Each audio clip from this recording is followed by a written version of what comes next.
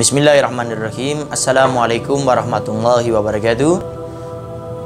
Sahabat-sahabat yang dimuliakan oleh Allah Subhanahu wa Ta'ala, apakah boleh kalau kita ini beramal karena pengen mengharapkan surga? Kita beramal karena takut dengan api nerakanya Allah Subhanahu wa Ta'ala. Sama-sama kita ketahui bahwasanya amal yang akan diterima oleh Allah Subhanahu wa Ta'ala adalah amal yang kita lakukan ikhlas karenanya. Ikhlas itu melakukan sesuatu karena Allah. Lalu bagaimana kalau kita beramal selama ini karena pengen mengharapkan surga, pengen mendapatkan nikmat di dalamnya? Kita takut neraka karena ada siksa di dalamnya.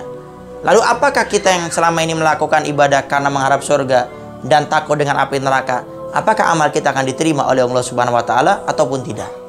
Di sini para ulama kita menjelaskan bahwasanya semua amal memang yang diterima oleh Allah yang ikhlas karenanya, bukan karena selain Allah Subhanahu wa Ta'ala.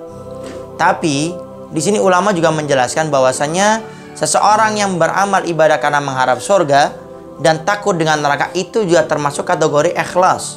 Kenapa? Karena ini tingkatan keimanan kata para ulama.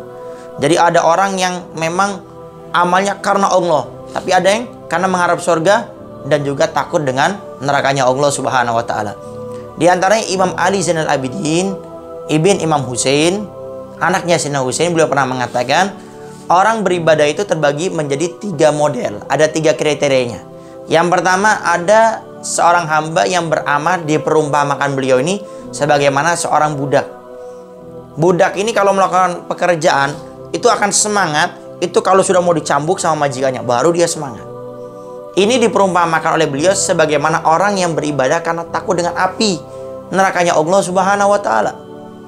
Sehingga hamba beramal karena takut dengan api nerakanya Allah Subhanahu wa Ta'ala.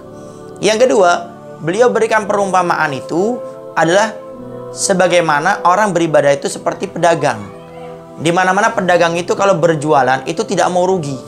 Mereka berjualan itu pengen mendapatkan untung. Sehingga tatkala seorang ini yang beribadah pengen mengharapkan surga, maka dia ini pengen mendapatkan daripada keuntungan yang besar. Kalau kita mau jujur di dalam hidup kita ini beribadah cuma berapa saja, tidak banyak, tapi pengen mengharapkan surga. Apakah ini adil? Tapi seorang pedagang seperti itu. Dia pengen beli barang semurah-murahnya, menjual semahal-mahalnya. Membeli barang dengan harga yang murah, tapi mendapatkan keuntungan yang besar. Ini seorang pedagang. Itu amal ibadah orang yang beramal karena mengharap surganya Allah Subhanahu wa Ta'ala.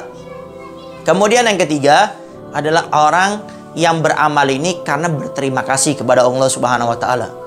Allah sudah berikan mata, dia bisa melihat. Allah berikan tangan, dia bisa mengambil sesuatu. Allah berikan kaki, dia bisa untuk melangkah. Sehingga ada seorang hamba yang beramal itu karena berterima kasih kepada Allah atas begitu banyaknya nikmat yang telah Allah berikan kepadanya. Siapa mereka?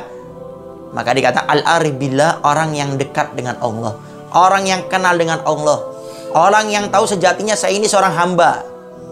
Yang saya seorang hamba nih harus menghambakan hidup saya kepada Allah. Dan seorang hamba itu akan selalu merasa tahu kekurangannya. Dia akan selalu merasa tahu bahwasanya yang saya dapat ini semuanya karena Allah. Maka tidak pantas bagi saya pengen mengharap surga karena takut neraka. Tapi ibadah yang saya lakukan ini karena rasa syukur saya, berterima kasih saya kepada Allah Subhanahu wa Ta'ala. Sahabat-sahabat yang dimuliakan oleh Allah Subhanahu wa Ta'ala, jadi intinya orang beramal itu harus ikhlas karena Allah. Tapi tatkala dia mengharapkan surga dan takut neraka, itu juga ikhlas karena Allah. Itu tingkatan keimanan seseorang dalam beramal. Tapi tidak ada salahnya mulai saat ini, mari kita perbarui. Kita punya niat dalam ibadah semuanya hanya karena Allah, karena rasa terima kasih kita kepada Allah.